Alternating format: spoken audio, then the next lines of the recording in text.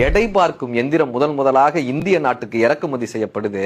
எல்லா தலைவர்களும் அந்த எடை பார்க்கும் எந்திரத்தின் மீது ஏறி நின்று அதற்குள்ள ஒரு சில்லறையை போட்ட உடனே அந்த எடை பார்க்கக்கூடிய எந்திரம் அவர்களுடைய எடையை சொல்லக்கூடிய அந்த சீட்டை வெளியே கொடுக்குது.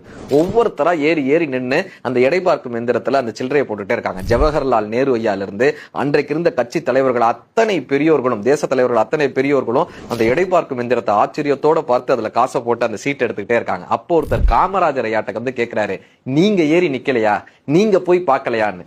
காமராஜர் ஐயா ஒதுங்கி ஒதுங்கி போறாரு. இப்ப ஜவஹர்லால் நேரு அவர்கள் அந்த கேட்ட நிருபரிடம் சொன்னாராம், அவரை தொந்தரவு செய்யாதீங்க.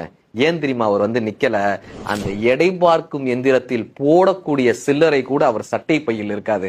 அந்த சில்லறையை கூட தனக்காக என்று வைத்துக் கொள்ளாத பெரும் தலைவர் இந்த காமராஜர் ஐயான்னு ஜவஹர்லால் நேரு காமராஜர் ஐயாவை பற்றி சொன்னாராம். நான் அரசியலுக்கு வருவதன் மூலமாக பணம் சம்பாதித்து விட மாட்டேனா, பதவியை சம்பாதித்து விட மாட்டேனா, அதிகாரத்தை சம்பாதித்து விட மாட்டேனா, நான் இன்னும் வளர்ந்து விட மாட்டேனா என்று அரசியலுக்கு வரக்கூடிய இக்கால தலைவர்கள் ஒவ்வொருவரும் காமராஜர் ஐயாவினுடைய வாழ்க்கையை ஒரு முறையேனும் படிக்க வேண்டும்.